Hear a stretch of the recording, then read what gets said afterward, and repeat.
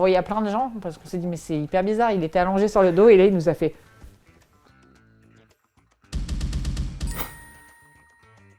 Eh bien bonjour, moi c'est Laura Calu, je suis humoriste et depuis peu je suis maman. Et du coup je vais vous parler de ma vie de daronne.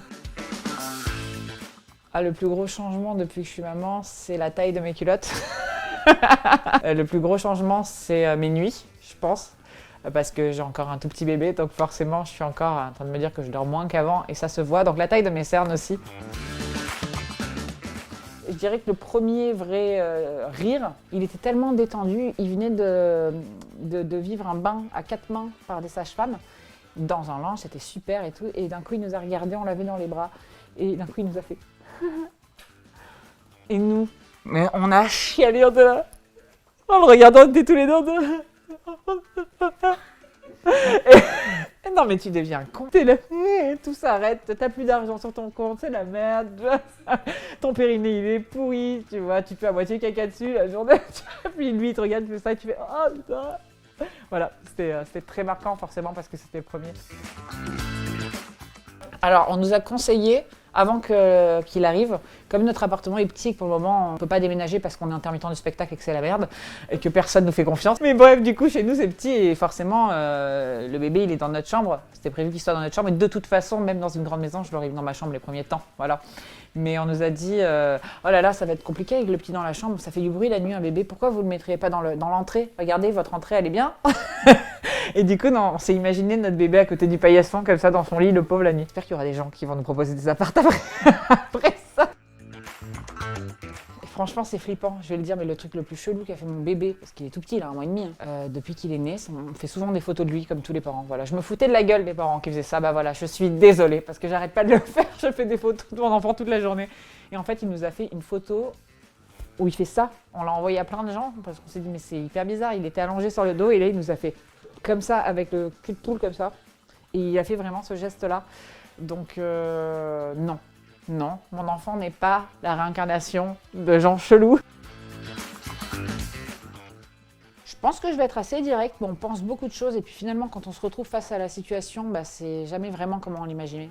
T'es plutôt de droite ou de gauche? Et pourquoi? Voilà, si mon enfant me pose cette question, je vais être un peu gênée. Maman, t'as déjà fait un plan à 3? Voilà, ce genre de choses. Parce qu'en fait, je suis pas menteuse. Le truc de maman que je fais le mieux, bah déjà faire un enfant, ça s'est plutôt bien passé. Quand je dis faire un enfant, c'est-à-dire la totale, hein, de la conception jusqu'à la fin. Voilà, ça je le fais très bien. Oh, le truc de maman que je fais le moins bien, c'est d'essayer de ne pas stresser. C'est-à-dire que j'arrête pas de me dire, faut pas stresser, parce qu'il y a aussi ce conseil de grossesse archi relou qu'on dit tout le temps, c'est ton bébé ressent tout à l'intérieur de ton ventre. Il faut faire super attention, il ressent tout, puis après c'est pareil, hein, c'est des véritables éponges, ils boivent toutes tes énergies. Il n'y a pas plus culpabilisant, arrêtez de faire ça, c'est hyper culpabilisant parce que tu as l'impression qu'il faut rien vivre. Mais du coup, si tu vis rien, bah tu stresses en fait, tu vois. Tu gardes tout pour toi, puis quand ça explose, c'est terrible. Et effectivement, de temps en temps, j'ai quand même l'impression que mon bébé ressent, quand je suis stressée, il stresse. Du coup, j'essaie de ne pas stresser, mais le fait d'essayer de ne pas stresser, je stresse. Le premier Disney que je lui montrerai, franchement, je vais taper dans le classique, mais je pense que ce sera Le Roi Lion. Parce que ça m'a trop marqué, c'est trop beau, puis pour les chansons, quoi. Pour la chanson Hakuna Matata, parce qu'il y a quand même un super message derrière cette chanson. Comme ça que j'aimerais élever mon fils en lui disant « T'inquiète, tout ira bien » parce que c'est quand même une belle image de la vie. Hakuna Matata? Hakuna Matata. Voilà. Et tu vois, il réagit. Oui, parce qu'il est là. Hein. Je me suis rendu compte que les berceuses classiques ne fonctionnaient pas forcément, peut-être parce que j'imitais pas assez de cœur. Du coup, je me suis dit, bah tiens, je vais essayer de lui chanter « Ève, lève-toi ». Et en fait, je lui chantais « Ève, lève-toi et danse avec la vie ». Et en fait, je lui chantais ça et ça a marché. Il me regardait comme ça.